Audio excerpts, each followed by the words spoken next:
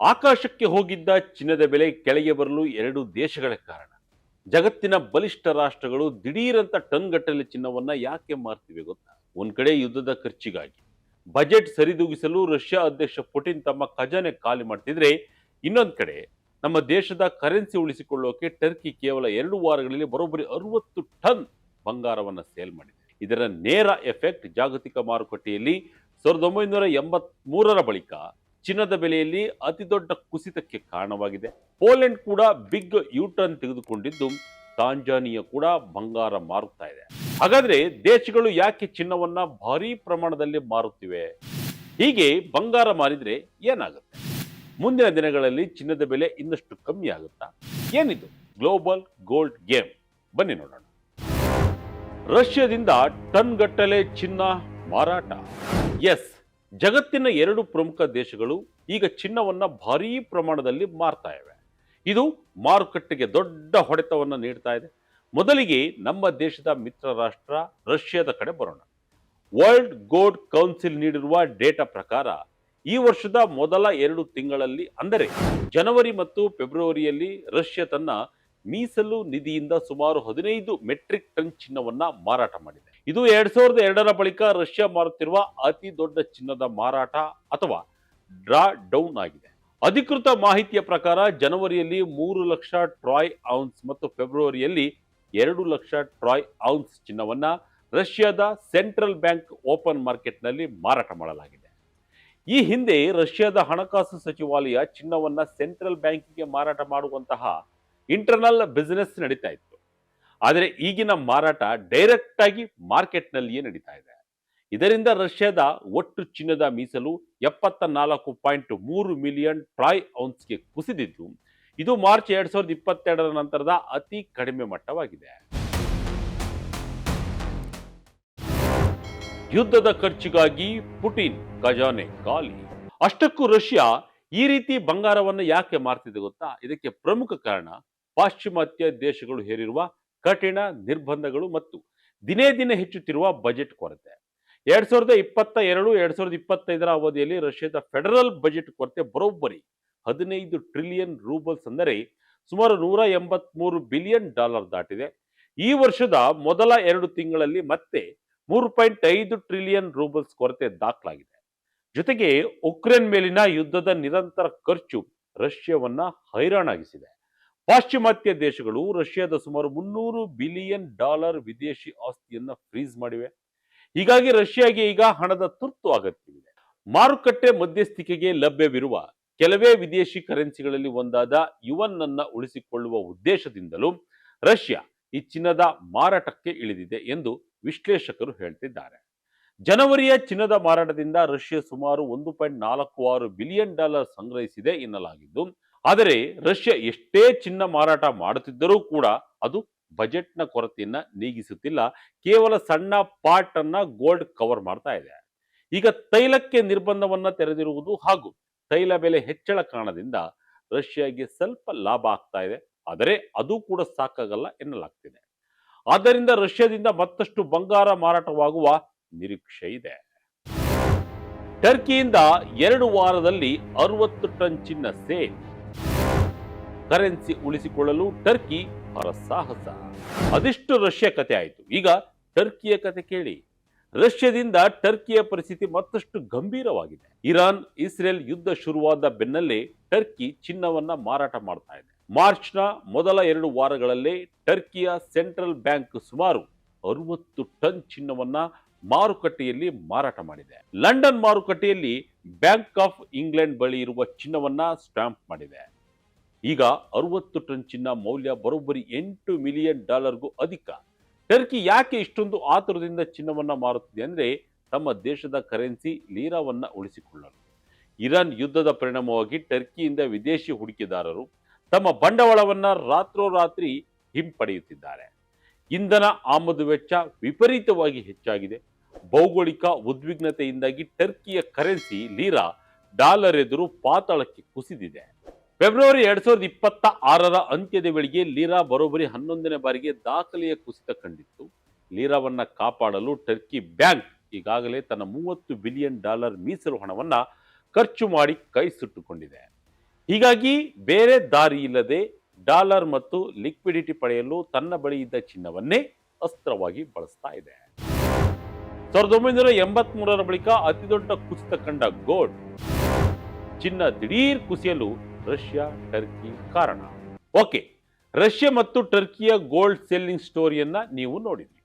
ಈಗ ಒಂದು ಸ್ವಲ್ಪ ಕೆಲವು ದಿನ ಹಿಂದಕ್ಕೆ ಹೋಗಿ ಬರೋಣ. ಮೊನ್ನೆಯಷ್ಟೇ ಚಿನ್ನದ ಬೆಲೆ ಭಾರೀ ಪ್ರಮಾಣದಲ್ಲಿ ಕುಸಿತ ಕಂಡಿತ್ತು. 1983ರ ಬಳಿಕ ದೊಡ್ಡ ಕುಸಿತ ಚಿನ್ನದ ಮಾರುಕಟ್ಟೆಯಲ್ಲಿ ಆಗಿತ್ತು.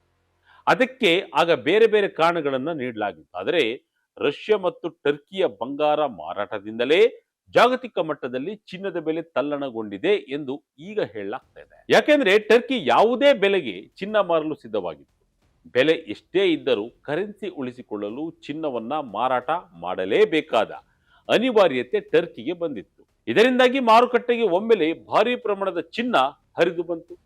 ಇದರ ಪರಿಣಾಮವೇ ಮಾರ್ಚ್ ತಿಂಗಳಲ್ಲಿ ಚಿನ್ನದ ಬೆಲೆ ಬರೋಬ್ಬರಿ 15% ಕುಸಿದು ಮಾರ್ಚ್ 22ರಂದು ಪ್ರತಿ ಔನ್ಸ್ಗೆ $4,166 ಬಂದು ನಿಂತಿತು. 1983ರ ನಂತರ ಚಿನ್ನದ ಬೆಲೆಯಲ್ಲಿ ಒಂದೇ ವಾರದಲ್ಲಿ 10%ಕ್ಕೂ ಹೆಚ್ಚು ಕುಸಿತ ಕಂಡಿದ್ದು ಇದೇ ಮೊದಲು. ಈ ವರ್ಷದ ಆರಂಭದಿಂದ ಏರಿಕೆಯಾಗಿದ್ದ 30% ಲಾಭವೆಲ್ಲ ಕೇವಲ ಈ ಎರಡೂ ದೇಶಗಳ ಚಿನ್ನದ ಮಾರಾಟದಿಂದ ಕೊಚ್ಚಿ ಹೋಯಿತು. ಇರಾನ್ ಯುದ್ಧದ ಭೌಗೋಳಿಕ ಉದ್ವಿಗ್ನತೆ, ತೈಲ ಬೆಲೆ ಏರಿಕೆ ಮತ್ತು ಹಣದುಬ್ಬರದ ಭಯದಿಂದಾಗಿ ಫೆಡರಲ್ ಬಡ್ಡಿದರ ಕಡಿತದ ನಿರೀಕ್ಷೆಗಳು ಕೂಡ ಹುಸಿಯಾದವು. ಇದರಿಂದ ಚಿನ್ನದ ಮೇಲೆ ಒತ್ತಡ ಹೆಚ್ಚಾಯಿತು. ಚಿನ್ನದ ಮೇಲೆ ಹೂಡಿಕೆ ಮಾಡೋದು ಸೇಫ್ ಎಂಬ ನಂಬಿಕೆಗೂ ಸ್ವಲ್ಪ ಪೆಟ್ಟು ಬಿತ್ತು. ಈ ಮಾರಾಟ ಮುಂದುವರೆದರೆ ಬಂಗಾರದ ಬೆಲೆ ಮತ್ತಷ್ಟು ಕುಸಿಯುವ ನಿರೀಕ್ಷೆ ಇದೆ.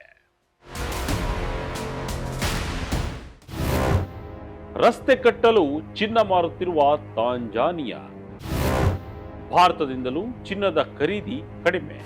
ಈಗ ಮತ್ತೆ ರಾಷ್ಟ್ರಗಳ ಚಿನ್ನ ಮಾರಾಟದ ಕರೆ ಬರೋಣ. ಕೇವಲ ರಷ್ಯಾ ಟರ್ಕಿ ಮಾತ್ರವಲ್ಲ, ಆಫ್ರಿಕಾದ ತಾಂಜಾನಿಯಾ ದೇಶ ಕೂಡ ತನ್ನ ಬಳಿ ಇರುವ $1.3 ಬಿಲಿಯನ್ ಮೌಲ್ಯದ ಚಿನ್ನ ಮೀಸಲಿನಲ್ಲಿ ಸ್ವಲ್ಪ ಭಾಗವನ್ನ ಮಾರಾಟ ಮಾಡಲು ಮುಂದಾಗಿದೆ. ಈ ತಾಂಜಾನಿಯಾ ಯಾಕೆ ಚಿನ್ನವನ್ನ ಮಾರುತ್ತಿದೆ ಎಂದರೆ, ರಸ್ತೆ ಮತ್ತು ವಿದ್ಯುತ್ ಸ್ಥಾವರಗಳಂತಹ ಮೂಲ ಸೌಕರ್ಯ ಯೋಜನೆಗಳಿಗೆ ಹಣ ಹೊಂದಿಸಲು. ವಿದೇಶಿ ದಾನಿಗಳಿಂದ ಬರುತ್ತಿದ್ದ ಅನುದಾನ ಕಡಿಮೆಯಾದ ಕಾರಣ ಆಫ್ರಿಕಾಕ್ಕೆ ಯಾರು ನೆರವು ನೀಡುತ್ತಿಲ್ಲ ಎಂದು ಅರಿತು ತಾಂಜಾನಿಯಾ ತನ್ನದೇ ಸಂಪನ್ಮೂಲವನ್ನ ಬಳಸಿಕೊಳ್ಳಲು ಈ ನಿರ್ಧಾರವನ್ನ ಮಾಡಿದೆ. ಅಲ್ಲಿನ ಬ್ಯಾಂಕ್ ಆಫ್ ತಾಂಜಾನಿಯಾ 2023ರಿಂದಲೇ ದೇಶೀಯ ಗಡಿಗಾರರಿಂದ ಚಿನ್ನ ಖರೀದಿಸಿ ದೊಡ್ಡ ಮೀಸಲು ನಿಧಿ ಮಾಡಿತ್ತು. ಈಗ ಅದನ್ನ ಹೈ ಪ್ರೈಸ್ ಇರುವಾಗ ಮಾರಿ ಲಾಭ ಪಡೆಯಲು ಮುಂದಾಗಿದೆ. ಇನ್ನು ನಮ್ಮ ಭಾರತ ಕೂಡ ಚಿನ್ನ ಖರೀದಿಯನ್ನ ಗಣನೀಯ ಪ್ರಮಾಣದಲ್ಲಿ ಇಳಿಸಿದೆ. ಈ ವರ್ಷದ ಜನವರಿಯಲ್ಲಿ ಕೇವಲ 5 ಟನ್ ಚಿನ್ನವನ್ನ ರಿಸರ್ವ್ ಬ್ಯಾಂಕ್ ಆಫ್ ಇಂಡಿಯಾ ಖರೀದಿಸಿದೆ. ಇದು ಭಾರತದ ತಿಂಗಳ ಸರಾಸರಿ ಖರೀದಿ 27 ಟನ್ಗಿಂತ ಭಾರಿ ಕಡಿಮೆ ಎಂದು ಹೇಳಲಾಗಿದೆ. ದಾಖಲೆ ನಿರ್ಮಿಸಿದ್ದ ಪೋಲೆಂಡ್ನಿಂದಲೂ ಶಾಕ್, ಚಿನ್ನವನ್ನ ಮಾರಿ ಹಣ ಸಂಗ್ರಹಿಸಲು ಮುಂದು. ಈಗ ಇನ್ನೊಂದು ಇಂಟ್ರೆಸ್ಟಿಂಗ್ ಫ್ಯಾಕ್ಟರ್ ಕಡೆ ಬರೋಣ.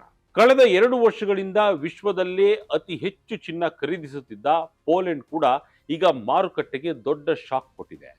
ಪೋಲೆಂಡ್ನ ಸೆಂಟ್ರಲ್ ಬ್ಯಾಂಕ್ ಗವರ್ನರ್ ಇತ್ತೀಚೆಗಷ್ಟೇ ಒಂದು ಹೊಸ ಪ್ರಸ್ತಾಪವನ್ನು ಇಟ್ಟಿದ್ದಾರೆ.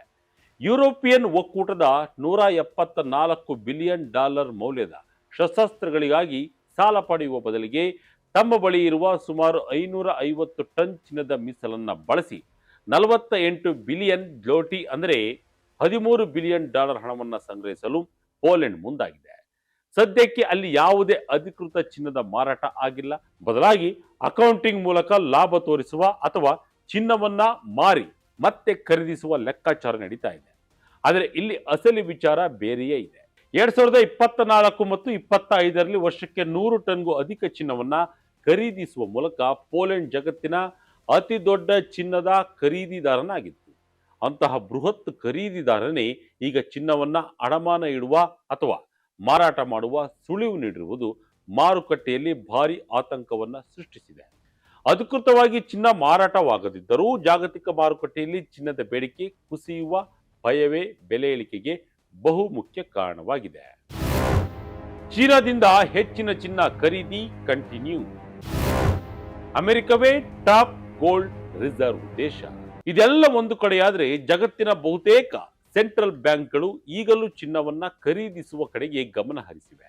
2025ರ ವರ್ಲ್ಡ್ ಗೋಲ್ಡ್ ಕೌನ್ಸಿಲ್ ವರದಿಯ ಪ್ರಕಾರ ಜಾಗತಿಕ ಸೆಂಟ್ರಲ್ ಬ್ಯಾಂಕ್ಗಳು ಒಟ್ಟು 863 ಟನ್ ಚಿನ್ನವನ್ನ ಖರೀದಿಸಿವೆ. ಚೀನಾದ ಸೆಂಟ್ರಲ್ ಬ್ಯಾಂಕ್ ಸತತ 16 ತಿಂಗಳುಗಳಿಂದ ಚಿನ್ನವನ್ನ ಖರೀದಿಸುತ್ತಲೇ ಇದ್ದು, ಫೆಬ್ರವರಿಯಲ್ಲಿ ಮತ್ತೆ 30,000 ಟ್ರಾಯ್ ಔನ್ಸ್ ಸೇರಿಸಿ ತನ್ನ ಮೀಸಲನ್ನ 74.22 ಮಿಲಿಯನ್ ಟ್ರಾಯ್ ಔನ್ಸ್ಗೆ ಹೆಚ್ಚಿಸಿಕೊಂಡಿದೆ. ಮಧ್ಯಪ್ರಾಚ್ಯದಲ್ಲಿನ ಯುದ್ಧದ ಭೀತಿಯೇ ಇದಕ್ಕೆ ಮುಖ್ಯ ಕಾರಣ. ಜಪಾನ್ ಕೂಡ ಇದೇ ಹಾದಿಯಲ್ಲಿದೆ. ಇಂದಿಗೂ ಅಮೆರಿಕ 8,133.46 ಟನ್ ಚಿನ್ನದೊಂದಿಗೆ ವಿಶ್ವದಲ್ಲಿಯೇ ಅತಿ ಹೆಚ್ಚು ಚಿನ್ನ ಹೊಂದಿರುವ ದೇಶವಾಗಿ ಮೊದಲ ಸ್ಥಾನದಲ್ಲಿದ್ದರೆ, ಜರ್ಮನಿ ಬಳಿ 3,350 ton, Italy 2,451 ton, France 2,437 ton ಮತ್ತು ರಷ್ಯಾ 2,329 ಟನ್ ಬಂಗಾರವನ್ನು ಹೊಂದಿದ್ದು ಮೊದಲ 5 ಸ್ಥಾನಗಳಲ್ಲಿವೆ.